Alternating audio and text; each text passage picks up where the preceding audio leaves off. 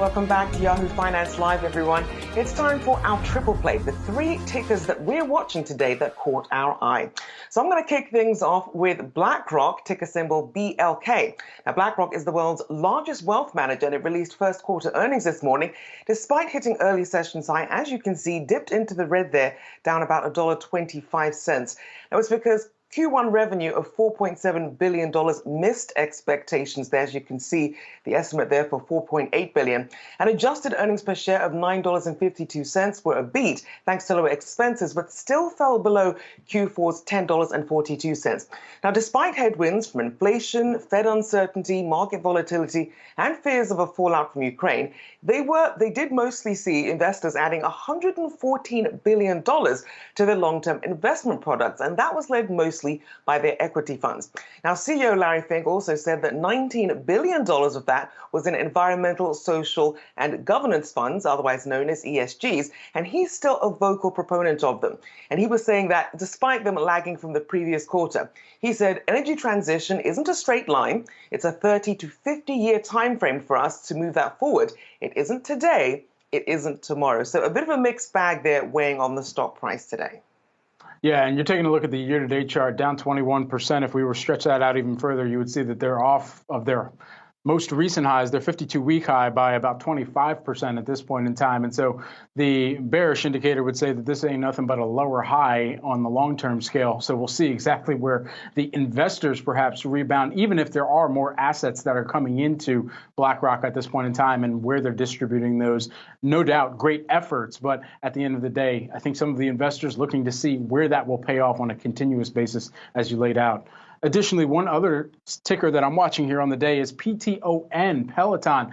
And we've got some fighting words in the water, or on the ride at least here. Peloton shares, though, they're up by about 5.1%. And perhaps it's on some activist activity, or at least in some of the investors who have become more vocal. Blackwell's, particularly Blackwell's Capital, throwing out some fighting words here. And this directly from the chief investment officer of Blackwell's, who issued a statement saying 2 months have passed since John Foley was promoted into the role of executive chairman, and Barry McCarthy came out of retirement to assume the post of CEO. Remarkably, shareholders are worse off now than before.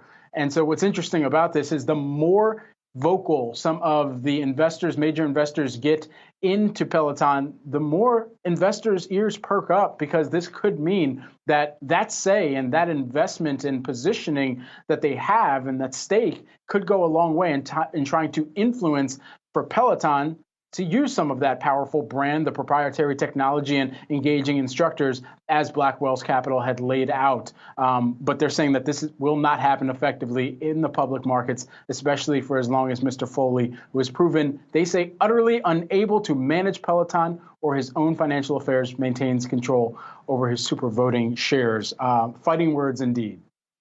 Yeah, there's a lot there, right? I mean, it's probably too early to evaluate McCarthy's 60 days on the job, but Foley remaining as chairman seems to be at best awkward and probably a problem for the shareholders as long as he has that supermajority. So that's going to be an issue. I thought it was interesting that he said he wants fitness to be viewed as a, quote, service. And when you look around the industry, there's an app called Center that Chris Hemsworth recently sold for $200 million, which really does view fitness as a service. And you can't help but wonder if Peloton will evolve, or of course, if they are purchased by a Nike, an Apple, an Amazon. Those are the three you've heard about. I think throw Netflix into that too. It seemed like the big streamers could use fitness content moving forward, but those indeed were some fighting words. And that's the stock we talk about. We also talk a lot about my stock, which is Netflix, NFLX. In the news today for a couple of reasons, some good, some bad. We'll give you the bad first. They are now being sued as part of a class action lawsuit out of Russia for loss of service. Now, as you may know, Netflix announced last month that they would suspend service in Russia as a protest for the Russian invasion of Ukraine. They have about 1 million subscribers there, not a huge number, but enough of them are angry and have joined this class action lawsuit, and that's why analysts have tempered their expectations a bit for next week's earnings just a little bit. Now, on the bright side, some interesting and fun news today that former President Barack Obama has debuted his own documentary that he even narrates. It is called Our Great National Parks. Just released today. The former president sent out a tweet about that with the trailer. It's done very, very well. I did watch the first episode. There's 5 episodes out there, just short of an hour. And I got to say, on a personal note, just if we can in this universe, take politics out of it, whether or not you like his politics or not. It's a terrific doc if you really enjoy national parks, animals, and nature, which I certainly do. How about the stock? NFLX up on this up and down news, just over 2%, $7.70. Of course, year to date, it has been battered, down 41%. But I got to tell you, very cool seeing a former president in that role. I hope we can take politics out of it and just enjoy it.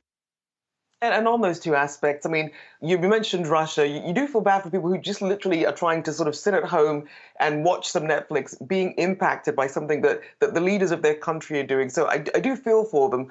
But then, as you mentioned, with former President Obama, this is another example of Netflix really flexing its budget. I mean, when you look at the scale of this production and the fact that you're able to get former President Obama on there, clearly Netflix just handing out that money and hoping that it pays off. And I love a good nature documentary, and any sort of escapism that we can have right now, I think is definitely very sorely needed.